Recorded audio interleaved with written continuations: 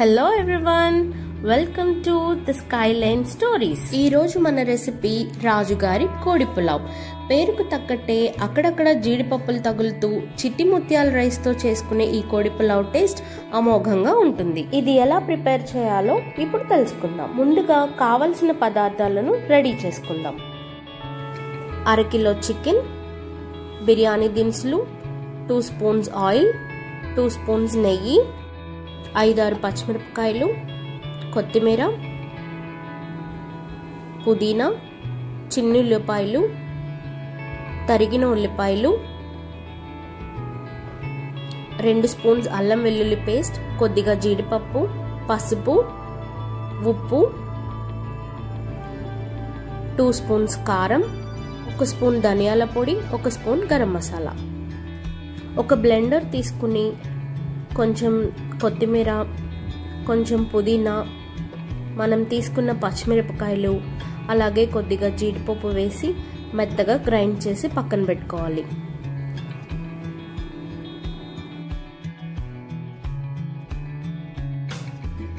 బిర్యానీ వండడానికి ఒక బాండీ తీసుకుని ముందుగా అందులో నూనెని వేయాలి. తర్వాత అందులోనే నెయ్యి కూడా వేసేయాలి. కొద్దిగా వేడవగానే మనం తీసి పెట్టుకున్న బిర్యానీ దినుసులన్నీ అందులో వేసి వేయించుకోవాలి.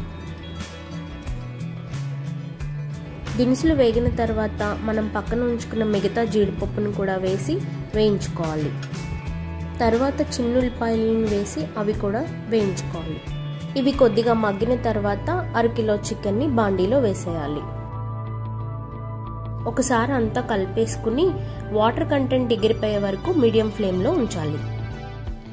కొద్దిగా పసుపు వేసి ఒకసారి బాగా కలుపుకోవాలి. తరిగి పెట్టిన ఉల్లిపాయ ముక్కల్ని కచ్చాపిచ్చాగా పేస్ట్ చేసుకుని చికెన్లో కలుపుకోవాలి. గ్రైండ్ చేసి పెట్టుకున్న గ్రీన్ పేస్ట్ని కూడా ఇందులో కలిపేసుకోవాలి.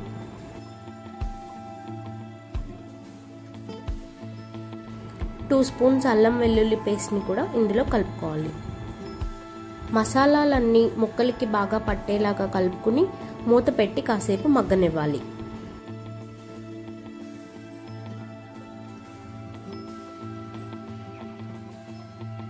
వాటర్ అంతా ఎగిరిపోయిన తర్వాత రుచికి సరిపడా సాల్ట్, 2 స్పూన్స్ కారం,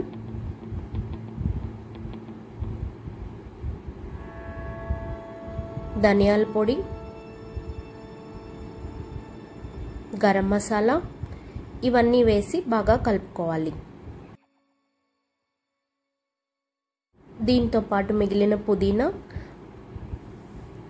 కొత్తిమీర వేసి ఒకసారి బాగా కలుపుకోవాలి.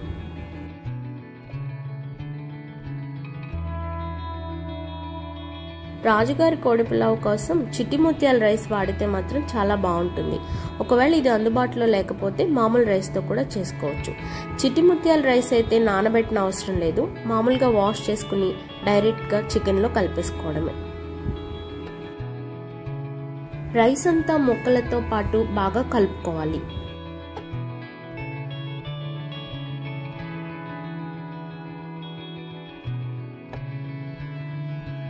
ఒక కప్ రైస్కి 2 కప్స్ ఆఫ్ వాటర్ తీసుకోవాలి. మీరు ఎంతైతే రైస్ తీసుకున్నారో దానికి 2 నీళ్ళు పోసుకోవాలి.